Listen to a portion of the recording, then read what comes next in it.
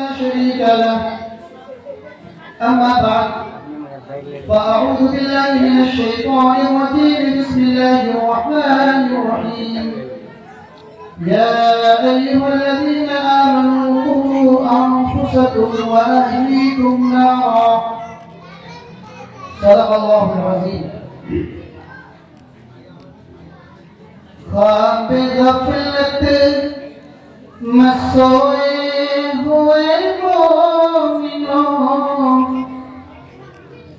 عیش و عشرت بڑھانے سے کیا فائدہ. خواب غفلت میں سوئے ہوئے مومنوں، عیش و عشرت بڑھانے سے کیا فائدہ. آنکھ کھولو اٹھو آخرت کو کرو، آنکھ کھولو اٹھو آخرت کو کرو. عمر یوں ہی گنوانے سے کیا فائدہ.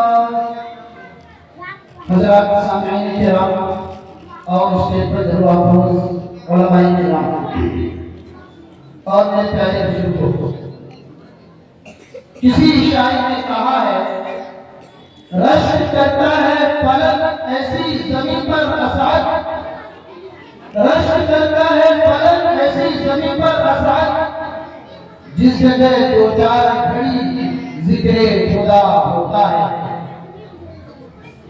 عزیزان گرامی اور نوجوانان نے روکا وہ جملہ سامعین کرام. آج روکا پرانی ہاٹ دارالعلوم انجمن اسلامیہ کا یہ پروگرام پہلا دن ہے اور میں یہاں بہت دیر سے بیٹھا تمام طلباء کا پروگرام سن رہا تھا اور طلباء کرام کی جو تقریر پیش کرنے کا سلیقہ انداز اور پروگرام کو پیش کرنے کا جو سلیقہ اور طریقہ تھا وہ نہایت ہی قابل ستائش اور قابل تعریف تھی.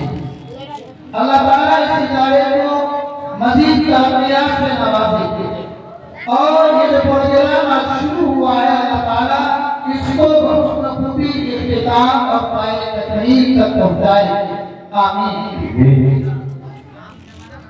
حضرات، ہم اور آپ جس بندال کے تحت یہاں پر جس مجلس میں جمع ہے اس مجلس کے بارے میں جب ہم احادیث کا مطالعہ کرتے ہیں تو پتہ یہ چلتا ہے کہ ایسی مجلس جس میں اللہ اور اس کے رسول کی باتیں ہوتی ہو، جس میں دین کی طرف لوگوں کو دعوت دی جاتی ہو، جس میں لوگوں کو اللہ اور اس کے رسول کا فرمان سنایا اور بتلایا جاتا ہو اور سننے والے نیک دلی اور عمل کرنے کی نیت سے اس پروگرام کو بات کرنے والے کی بات کو سنتے ہو.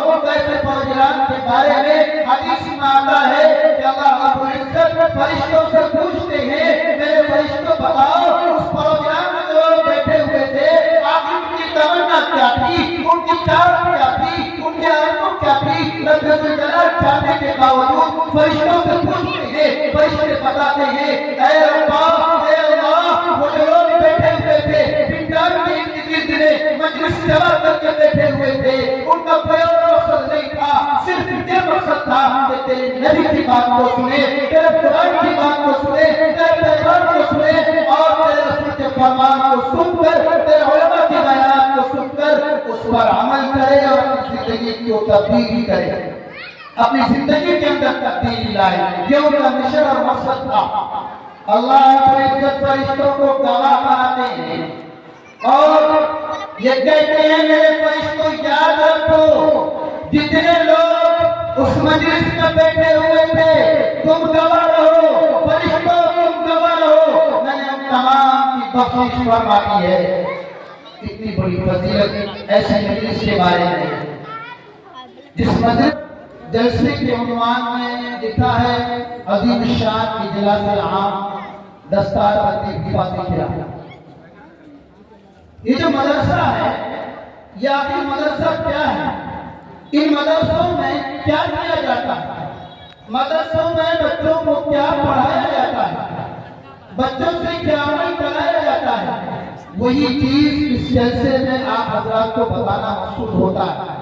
اور آپ نے سنا ہوگا کہ اس دارالعلوم انجمن کے اس اجلاس میں 16 حفاظ کرام کی دستار بندی ہوئی۔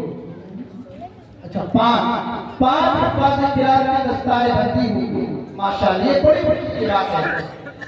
اللہ تبارک و تعالی ہم سبھی کے بچوں کو دیندار بنائے اور دیندار کے ساتھ ساتھ تمام بچوں کو، ہماری اولاد کو، ہماری آنکھوں کا ٹھنڈک بنائے اور دین کی سمجھ عطا فرمائے۔ میرے بزرگوں، میں آپ کو بتاؤں، اللہ تعالیٰ نے جو ہمیں نعمت دی ہے اولاد، یہ اولاد بہت بڑی ہے۔ اولاد کی قیمت اور قدر ان لوگوں سے پوچھئے جن کی ابھی تک کوئی اولاد نہیں ہے۔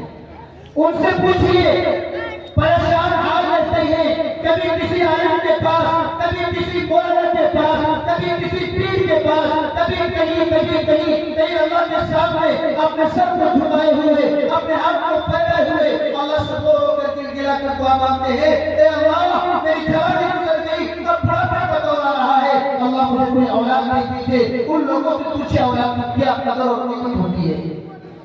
جن کو اللہ تعالیٰ نے اولاد دی ہے، ہم ان اولاد کی قدر کریں۔ اولاد کی قدر کیا ہے؟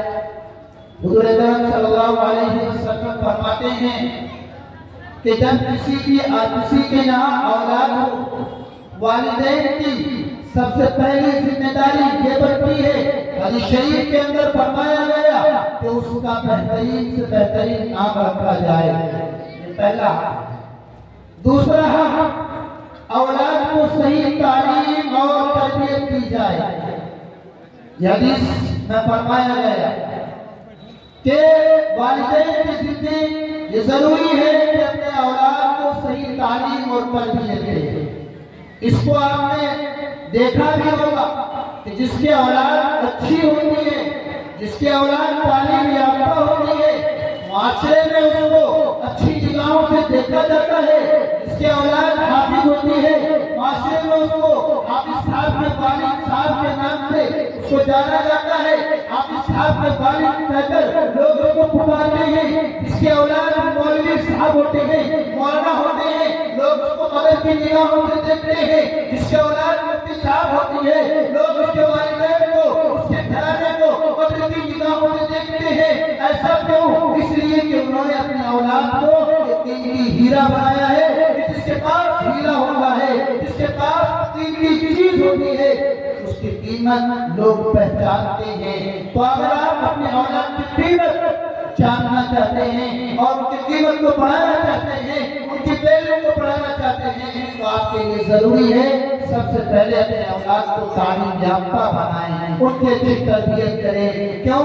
اس لیے کہ اگر آپ نے اپنے بچوں کو اچھی تربیت نہیں دی تو آپ نے دیکھا ہوگا کہ والدین کے بڑھاپے کی عمر میں ہوتے ہیں، وہ یہ سوچتے ہیں، ان کی یہ تمنا ہوتی ہے کہ ہم جو اپنے بچوں کو پرورش کر رہے ہیں، ان کو پال رہے ہیں، آج ہم ان کو پال رہے ہیں، اس لیے پال رہے ہیں کہ جب میرا بیٹا جوان ہوگا تو جوان ہو کر میری آنکھوں کا ٹھنڈک بنے گا، اور جب میں بڑھاپے کی عمر کو پہنچوں گا تو میرا بیٹا مجھے عزت کی نگاہوں سے دیکھے گا، میرا بیٹا میرا سہارا ہوگا، میرا بیٹا میرے کاروبار کو سنبھالے گا، میرے مشن کو سنبھالے گا، میرے کاروبار کو سنبھالے گا، میرے مشن میں مجھے کامیاب کرے گا۔ ایک اولاد ایک والدین کی آرزو اور تمنا ہوتی ہے، لیکن اگر والدین اپنی اولاد کی اچھی تربیت نہیں کرتے ہیں، اپنے اولاد کو نکما چھوڑ دیتے ہیں، اپنے اولاد کو ادھر آوارہ اور عیاش بنا دیتے ہیں، تو پھر جوانی اور بڑھاپے کا عمر ہوتا ہے۔ بڑھاپے کی عمر میں والدین کی یہ تمنا اور آرزو ہوتی ہے اپنی اولاد سے کچھ خدمت لیں گے، وہ اولاد کو الٹا ڈانٹنے اور ڈپٹنے اور اس سے بدتہذیبی بدسلیقہ اور طلاق سے پیش آتی ہے۔ پھر اس وقت کیا ہوتا ہے؟ والدین خون کے آنسو ہوتے ہیں اور یہ سوچنے پر مجبور ہو جاتے ہیں، ایک کاش اگر اگر میں اس اولاد کو جنم نہ دیتا، اگر میں اس اولاد کی پرورش نہ کرتا تو آج میرے لیے اتنا دکھ اور غم اور مصیبت کی گھڑی میرے لیے کھڑی نہ ہوتی۔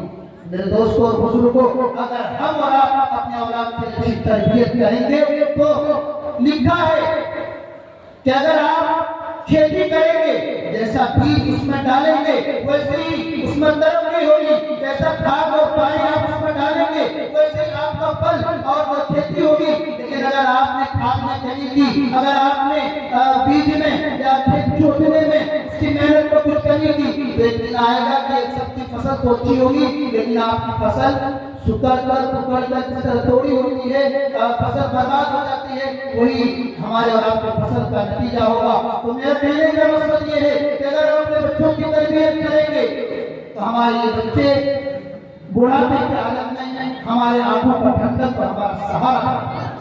اب کیا ہے، حدیث سے بات کے اندر فرمایا گیا اپنے اولاد کی تربیت کیجیے۔ تربیت کیسے کرنی ہے؟ تربیت کی دو قسم کی تربیت ہوتی ہے، ایک ظاہری تربیت، ایک باطنی تربیت۔ ظاہری تربیت کیا ہے؟ ظاہری حقوق کیا ہے؟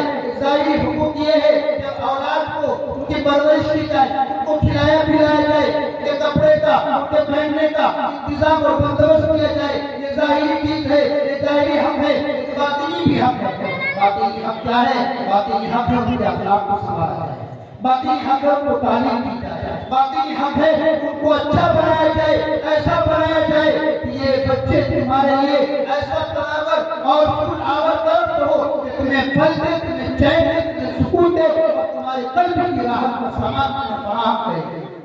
یہ باطنی تربیت ہے۔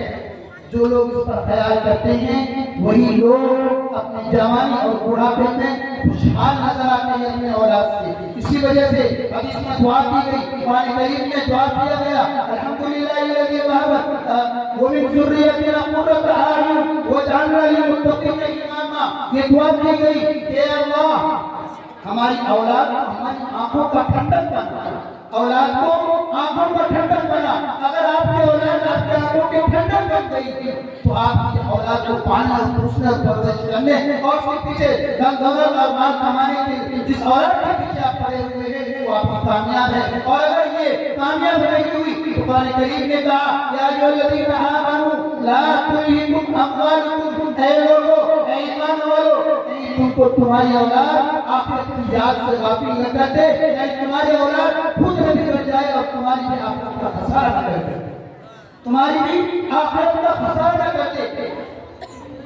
کسی نے کہا ہے کہ جس زمین پر بارش نہ ہو، جس زمین پر جملہ پر غور کیجیے گا، کیا کہا؟ جس زمین پر بارش نہ ہو وہاں کی فصلیں تباہ ہو جاتی ہیں، اور جس اولاد کے اندر تربیت نہ ہو، جس خاندان میں تربیت نہ ہو، تعلیم نہ ہو، وہاں کی نسلیں برباد ہو جاتی ہیں۔ اور آپ نے سنا